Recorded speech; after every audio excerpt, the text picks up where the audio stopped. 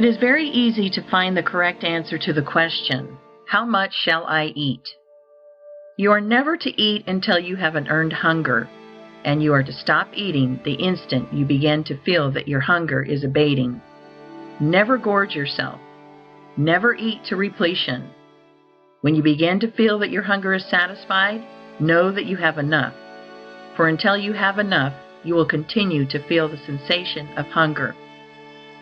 If you eat as directed in the last chapter, it is probable that you will begin to feel satisfied before you have taken half your usual amount, but stop there all the same. No matter how delightfully attractive the dessert or how tempting the pie or pudding, do not eat a mouthful of it if you find that your hunger has been in the least degree assuaged by the other foods you have taken. Whatever you eat after your hunger begins to abate is taken to gratify taste and appetite, not hunger, and is not called for by nature at all. It is therefore excess, mere debauchery, and it cannot fail to work mischief. This is a point you will need to watch with nice discrimination, for the habit of eating purely for sensual gratification is very deeply rooted with most of us. The usual dessert of sweet and tempting foods is prepared solely with a view to inducing people to eat after hunger has been satisfied, and all the effects are evil. It is not that pie and cake are unwholesome foods. They are usually perfectly wholesome if eaten to satisfy hunger and not to gratify appetite. If you want pie, cake, pastry, or puddings, it is better to begin your meal with them, finishing with the plainer and less tasty foods. You will find, however, that if you eat as directed in the preceding chapters, the plainest food will soon come to taste like kingly fare to you, for your sense of taste, like all your other senses, will become so acute with the general improvement in your condition that you will find new delights in common things. No glutton ever enjoyed a meal like the man who eats for hunger only, who gets the most out of every mouthful, and who stops on the instant that he feels the edge taken from his hunger.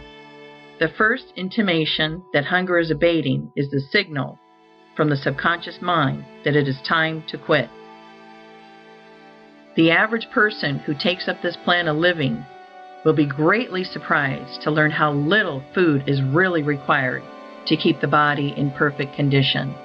The amount depends upon the work, upon how much muscular exercise is taken, and upon the extent to which the person is exposed to cold. The wood chopper who goes into the forest in the wintertime and swings his axe all day can eat 2 full meals. But the brain worker who sits all day on a chair in a warm room does not need 1/3 and often not 1/10 as much. Most wood choppers eat 2 or 3 times as much, and most brain workers from 3 to 10 times as much as nature calls for. And the elimination of this vast amount of surplus rubbish from their systems is a tax on vital power. The average person who takes up this plan of living will be greatly surprised to learn how little food is really required to keep the body in perfect condition. The amount depends upon the work, upon how much muscular exercise is taken, and upon the extent to which the person is exposed to cold. The wood chopper who goes into the forest in the wintertime and swings his axe all day can eat 2 full meals, but the brain worker who sits all day on a chair in a warm room does not need 1/3 and often not 1/10 as much. Most wood choppers eat 2 or 3 times as much, and most brain workers from 3 to 10 times as much as nature calls for. And the elimination of this vast amount of surplus rubbish from their systems is a tax on vital power, which in time depletes their energy and leaves them an easy prey to so-called disease. Get all possible enjoyment out of the taste of your food, but never eat anything merely because it tastes good, and on the instant that you feel that your hunger is less keen, stop eating. If you will consider for a moment, you will see that there is positively no other way for you to settle these various food questions than by adopting the plan here laid down for you. As to the proper time to eat, there is no other way to decide than to say that you should eat whenever you have an earned hunger. It is a self-evident proposition that it is the right time to eat and that any other is a wrong time to eat. As to what to eat, The eternal wisdom has decided that the masses of men shall eat the staple products of the zones in which they live. The staple foods of your particular zone are the right foods for you, and the eternal wisdom, working in and through the minds of the masses of men, has taught them how best to prepare these foods by cooking and otherwise. And as to how to eat, you know that you must chew your food, and if it must be chewed, then reason tells us that the more thorough and perfect the operation, the better. I repeat that success in anything is attained by making each separate act a success in itself. If you make each action, however small and unimportant, a thoroughly successful action, your day's work as a whole cannot result in failure. If you make the actions of each day successful, the sum total of your life cannot be failure.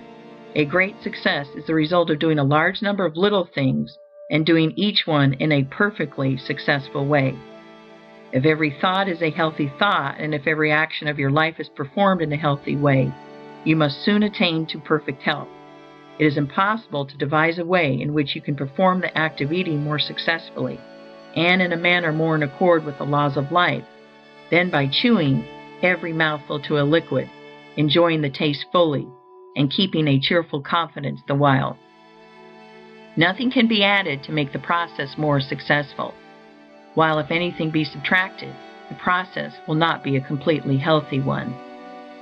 In the matter of how much to eat, you will also see that there could be no other guide so natural, so safe, and so reliable as the one I have prescribed: to stop eating on the instant you feel that your hunger begins to abate. The subconscious mind may be trusted with implicit reliance to inform us when food is needed, and it may be trusted as implicitly to inform us when the need has been supplied. If all food is eaten for hunger, and no food is taken merely to gratify taste, you will never eat too much. And if you eat whenever you have an earned hunger, you will always eat enough. By reading carefully the summing up in the following chapter, you will see that the requirements for eating in a perfectly healthy way are really very few and simple. The matter of drinking in a natural way may be dismissed here with a very few words. If you wish to be exactly and rigidly scientific, drink nothing but water. Drink only when you are thirsty. Drink whenever you are thirsty, and stop as soon as you feel that your thirst begins to abate. But if you are living rightly in regard to eating, it will not be necessary to practice asceticism or great self-denial in the matter of drinking. You can take an occasional cup of weak coffee without harm. You can, to a reasonable extent, follow the customs of those around you. Do not get the soda fountain habit. Do not drink merely to tickle your palate with sweet liquids. Be sure that you take a drink of water whenever you feel thirst. Never be too lazy, too indifferent, or too busy to get a drink of water when you feel the least thirst. If you obey this rule, you will have little inclination to take strange and unnatural drinks. Drink only to satisfy thirst.